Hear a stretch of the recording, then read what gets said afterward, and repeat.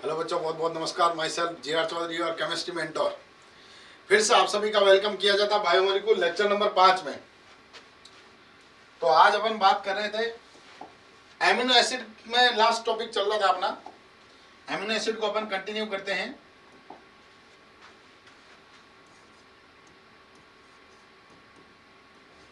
Amino acid,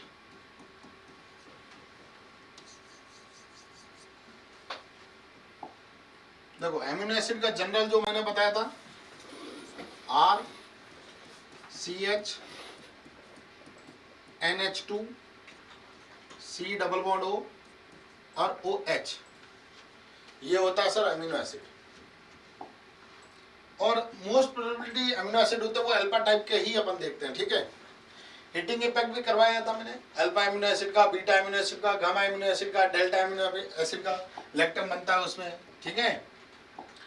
आज अपन जो amino acid में बात करने जा रहे हैं वो अपन बात करने जा रहे हैं इनके रिएक्शन की, केमिकल रिएक्शन। तो केमिकल रिएक्शन, केमिकल है sir, chemical reaction. Chemical reaction में देखो सबसे पहले अपन देखते हैं केस ए।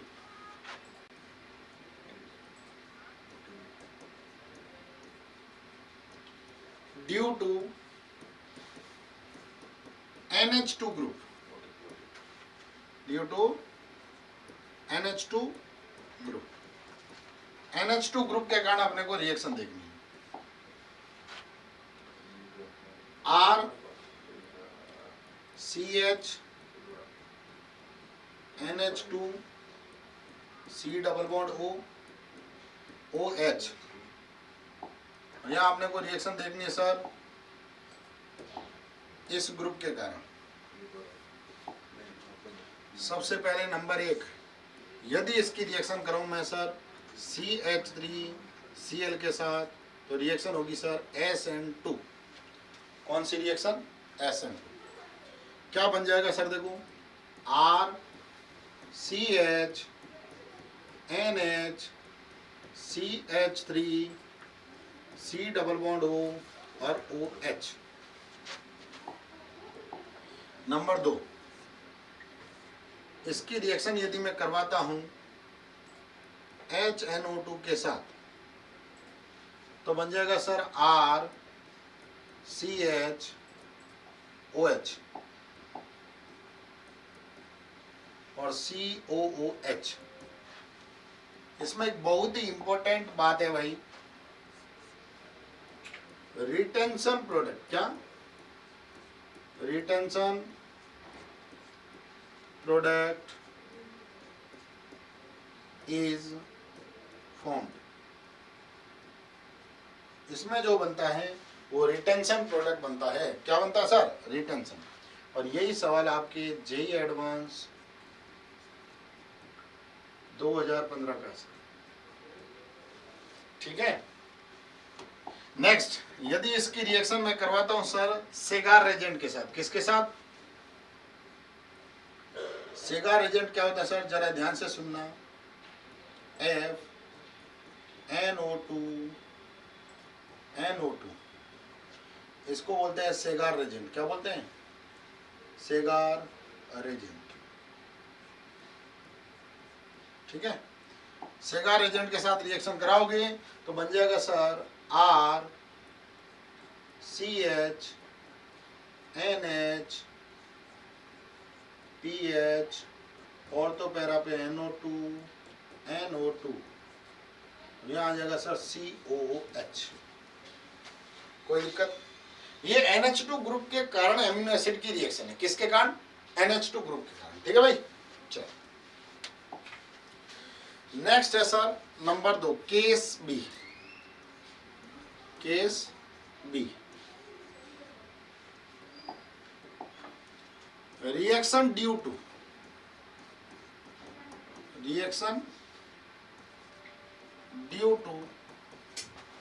COH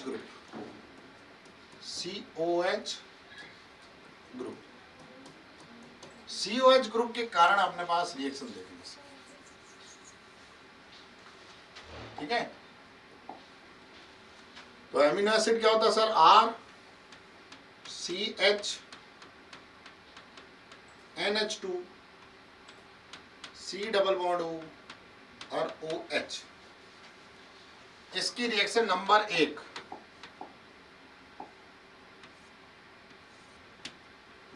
इसकी रिएक्शन करवाई जाए सर PCl5 के साथ। किसके साथ, PCl5 के साथ।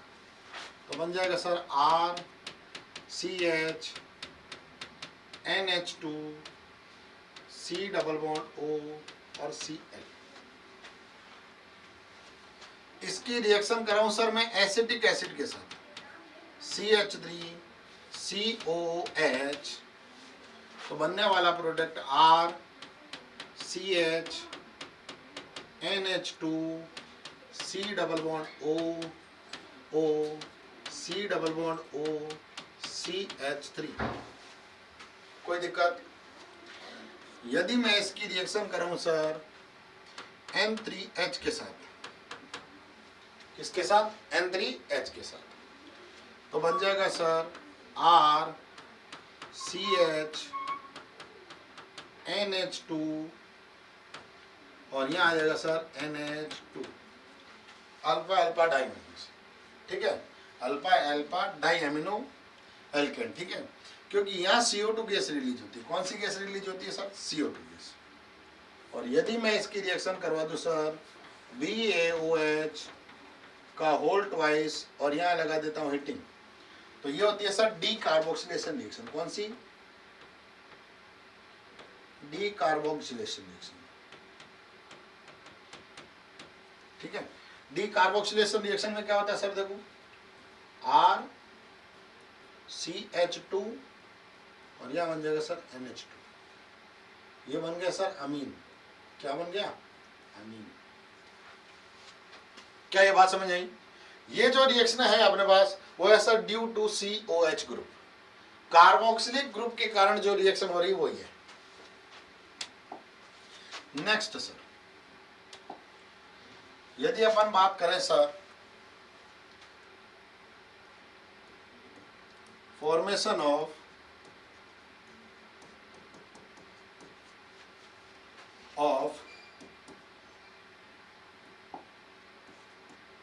Peptide bond, peptide bond. यदि पेप्टाइड बॉन्ड फॉर्मेशन की बात करें तो वो कैसे होता है, ध्यान से सुनना। तो सर पेप्टाइड बॉन्ड फॉर्मेशन हमेशा याद रखें, started with N terminal and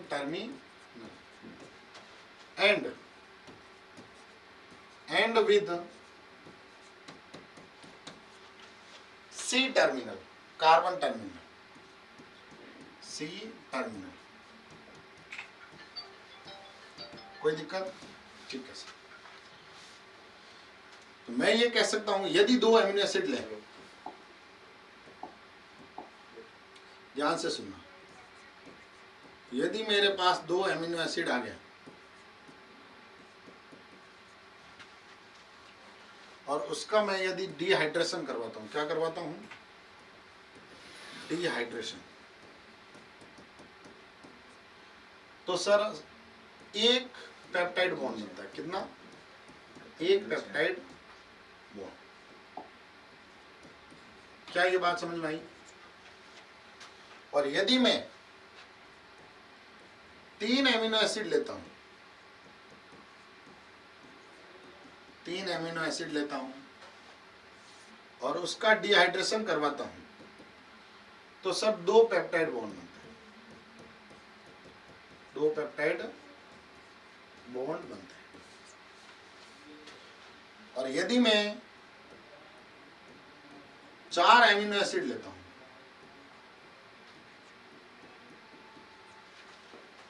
और उसका यदि मैं डिहाइड्रेशन कराऊं, क्या कराऊं सर, डिहाइड्रेशन, तो 3 पेप्टाइड बॉन्ड बनते हैं। कितने? 3 पेप्टाइड बॉन्ड। और यदि मैं एन एमिनो एसिड लेता हूं, एन एमिनो एसिड लेता हूं, तो अपने पास बनते हैं sir N-1 peptide bond.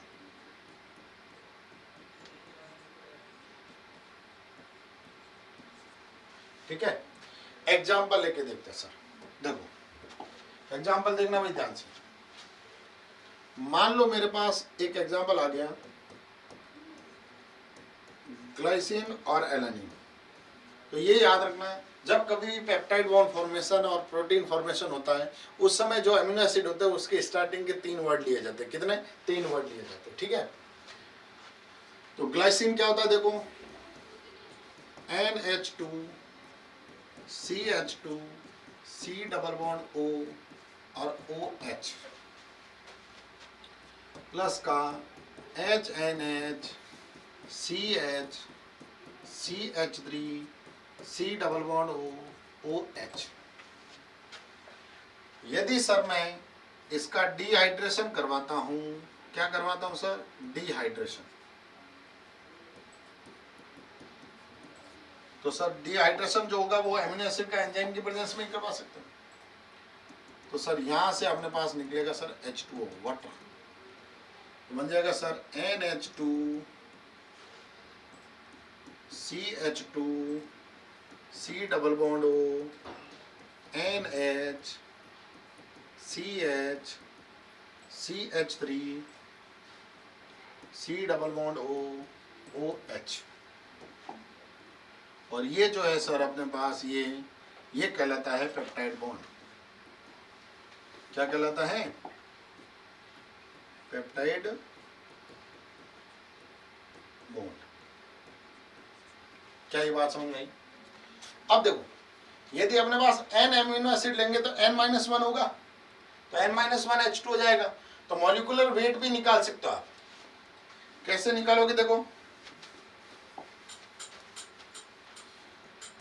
Molecular weight of peptide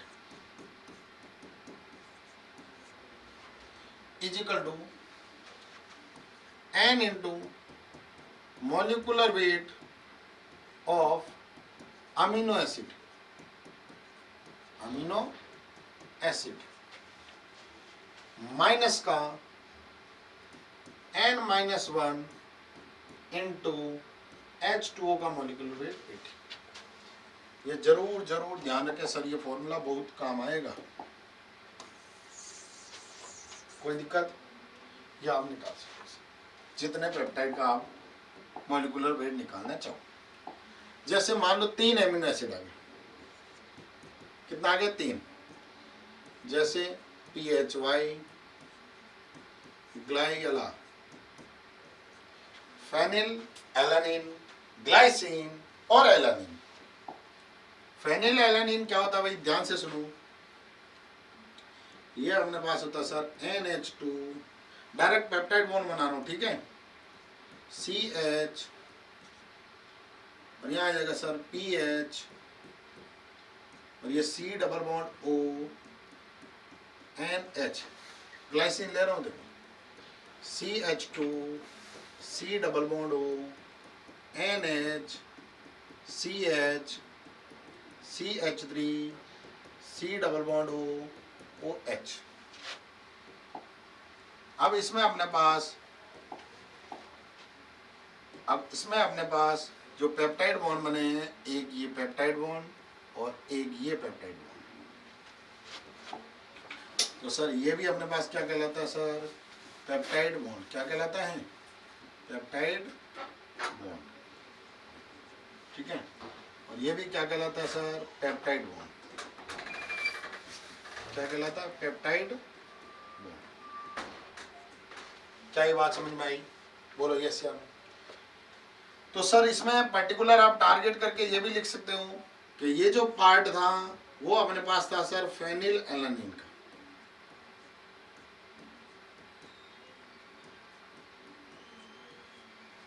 और ये जो पार्ट था ये था सर ग्लाइसिन का, और ये जो था सर वो था एलानिन का। कोई दिक्कत? ये जरूर ध्यान रखें, ठीक है। इसमें थोड़ा सा ऐसा CH2 और यहाँ PH, ठीक है भाई। ये हो गया सर। क्या ये बात समझ आई? तो ये सर कहानी थी अपने पास एमिनो एसिड की, जो आपको बहुत ही बारीकी से पढ़ना है। इसके अलावा कुछ न्यूक्लिक एसिड वगैरह के बारे में बता देता हूँ। बाकी के जो आप NCERT से अच्छे से पढ़ लेना, विटामिन्स पढ़ लेना, वाटर सोल्यूबल, फैट सोल्यूबल वगैरह, ठीक है। किस विटामिन की वजह से कैसा डिजीज होता है वो भी पढ़ लेना, ठीक है। हालांकि बायो में तो आता ही है। अब यदि मैं बात करूं न्यूक्लिक एसिड की, किसकी बात करता हूं सर? Nucleic acid. तो सर इसमें अपने पास दो पार्ट आते हैं। देखो, ए पार्ट आता है उसको अपन बोलते हैं न्यूक्लियोसाइड, और बी आता है अपने पास न्यूक्लियोटाइड। न्यूक्लियोटाइड क्या था सर? न्यूक्लियोटाइड। अब देखो, पहले तो मैं बीटा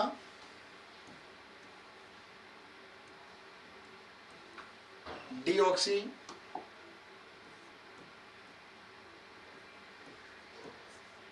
राइबोज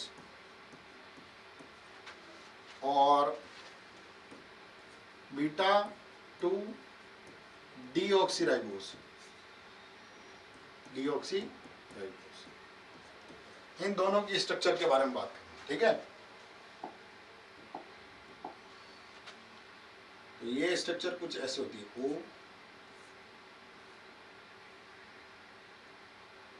1 2 3 4।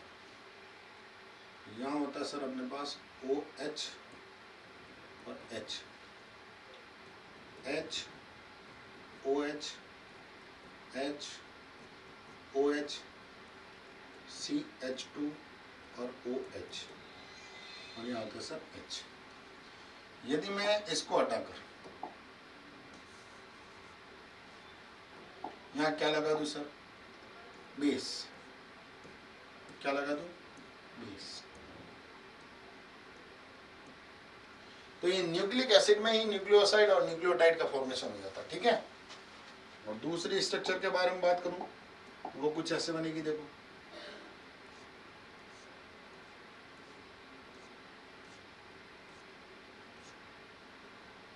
यहां अपने पास आ जाएगा सर बेस। क्या आ जाएगा? बेस H, यहाँ H और H OH, और यहाँ आ जाएगा H CH2 और OH। यहाँ आ जाएगा अपने पास फॉस्फेट। क्या आ जाएगा? फॉस्फेट। फॉस्फेट बना ही देता हूँ। देखो, oxygen, phosphorus, double bond oxygen, O- और O-। ये मोनोफॉस्फेट है। क्या है सर? ये जो है ना, ये अपने पास है सर मोनोफॉस्फेट। क्या है? मोनोफॉस्फेट,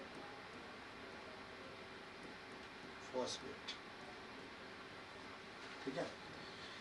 अब ये देखो, ये कितने पर है सर? 1 2 3 4 और ये 5।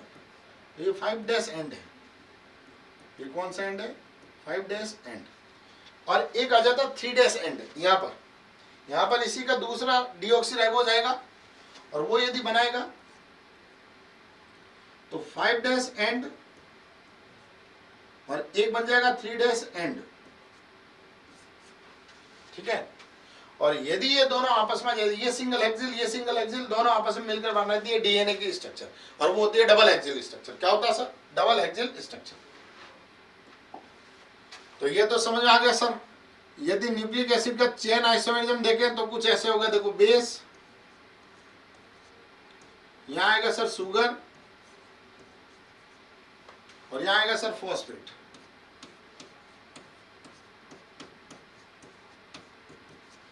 कोई दिक्कत? चलो, वापस यहाँ आएगा सर शुगर, यहाँ आ जाएगा बेस, और यहाँ आएगा सर फॉस्फेट। ठीक है, और ये आएगा सर एन टाइम्स। वापस यहाँ आ जाएगा शुगर, यहाँ आ जाएगा बेस, और यहाँ आ जाएगा सर फॉस्फेट। कोई दिक्कत? एक अपन चेन बनती है सर न्यूक्लिक एसिड की। किसकी? न्यूक्लिक एसिड की। अब यदि मैं बात करता हूं सर डीएनए, डीएनए, और दूसरा बात करता हूं सर आरएनए। ठीक है, डीएनए में 4 टाइप के बेस होते हैं, एडेनिन, ग्वानिन, थाइमिन और साइटोसिन।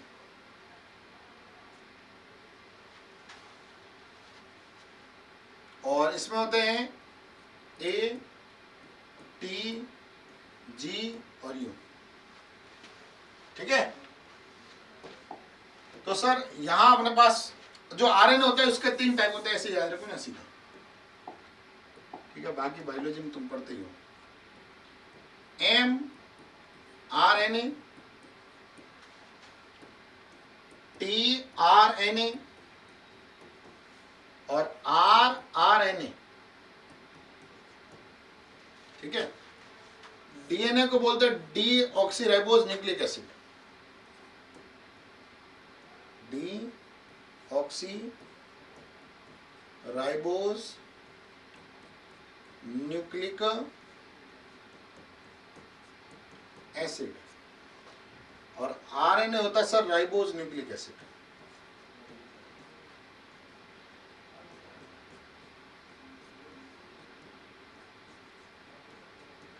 ठीक है, अब देखो यहां मैं थोड़ा और बता रहा हूं। जो एडेनिन और थाइमिन होता है और साइटोसिन और ग्वानिन होता है, इन दोनों के बीच में तो होती है सर 2 H बॉन्डिंग। कितनी H बॉन्डिंग? 2 H bonding. और इनके बीच में होती है सर 3 H बॉन्डिंग। कितने बॉन्डिंग? 3 H bonding. कोई दिक्कत? mRNA का मतलब होता है मैसेंजर,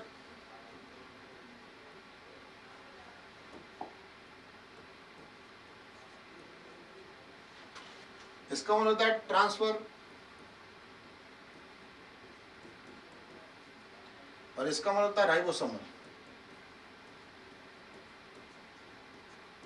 ठीक है, ये सर अपने पास होता है न्यूक्लिक एसिड।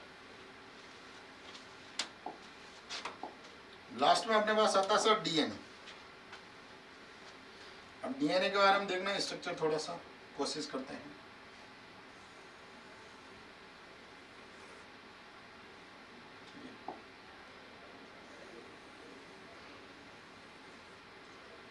ऐसे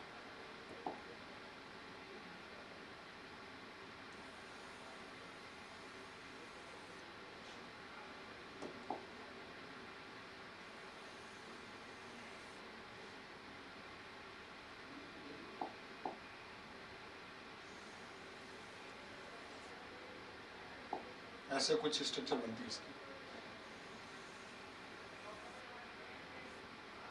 ये थोड़ा ध्यान रखो। ठीक है, बना लेना, एनसीईआरटी में बनी हुई है, एनसीईआरटी से बनी। किससे सर? एनसीईआरटी। तो सर यहाँ अपने पास क्या होता है, जरा ध्यान से सुनना। यहाँ A T C G, A T और ए टी। ठीक है, और यहाँ पर भी अपने पास सी जी, ए टी, सी जी, सी जी। ठीक है, और ये होता sir C G, A T, A T और ए टी।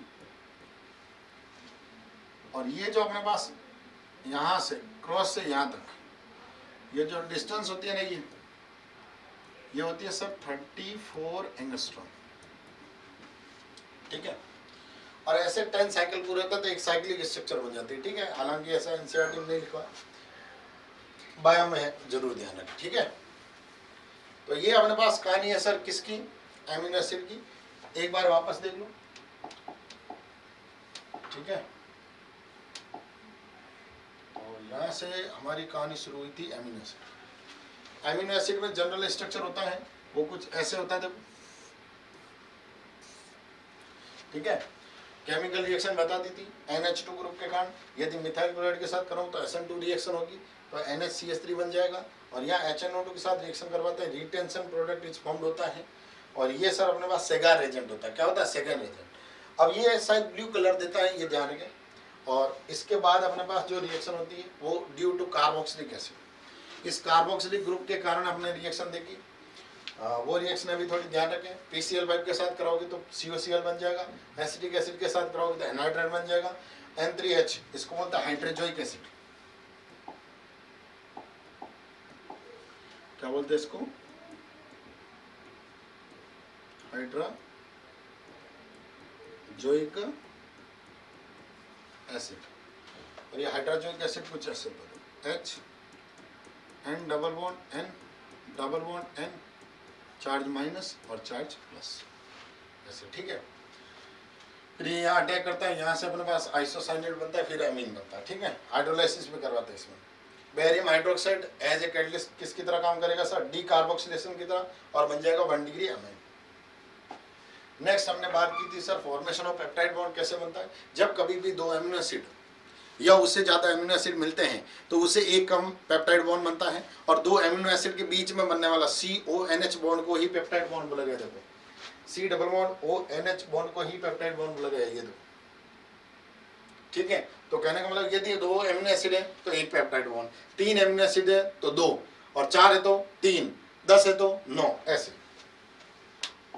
फिर हमने कहा यदि मॉलिक्यूल वेट निकालना भी हो पेप्टाइड का या प्रोटीन का भी निकाल सकते हो, पेप्टाइड से तो प्रोटीन बनता है, तो सर पेप्टाइड का निकालना तो n into molecule weight of amino acid minus का n-1 इंटू 18। फिर हमने कहा सर 3 एमिनो एसिड लिए तो 2 पेप्टाइड बॉन्ड बनेंगे, कितने? 2। नेक्स्ट अपने बात की थी sir nucleic acid. Nucleic acid में न्यूक्लियोटाइड और न्यूक्लियोसाइड एक बार एनसीईआरटी से पढ़ लेना। बीटा डीऑक्सीराइबोज की स्ट्रक्चर बना दी, beta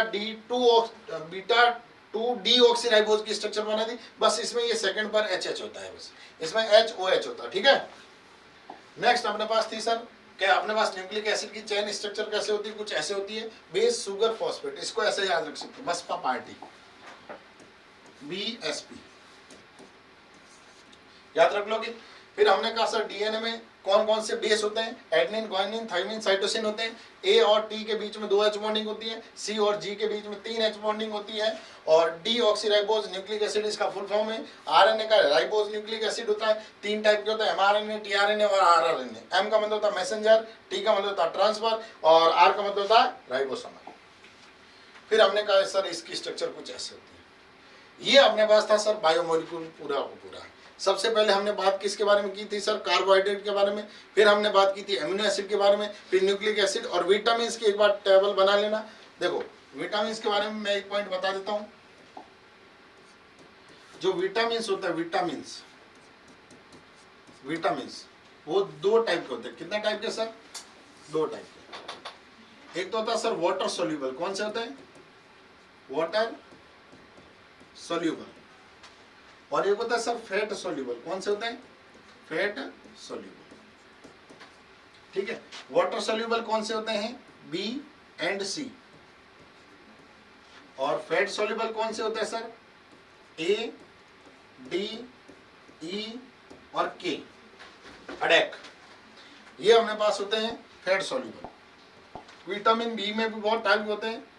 vitamin B1, B2, B5, B6, B7, B12। B12 में साइनोकोबालेमिन होता है। विटामिन B12 कौन होता है? साइनोकोबालेमिन,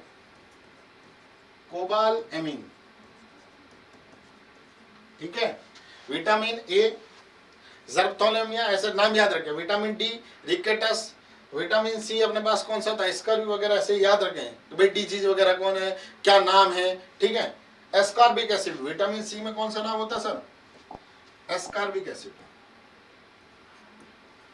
एस्कॉर्बिक एसिड, ठीक है। एनसीईआरटी में बढ़िया से टेबल बनी है, उसको पढ़ लेना। तो ये कहानी है सर अपने बायोमोलिक्यूल की, ठीक है।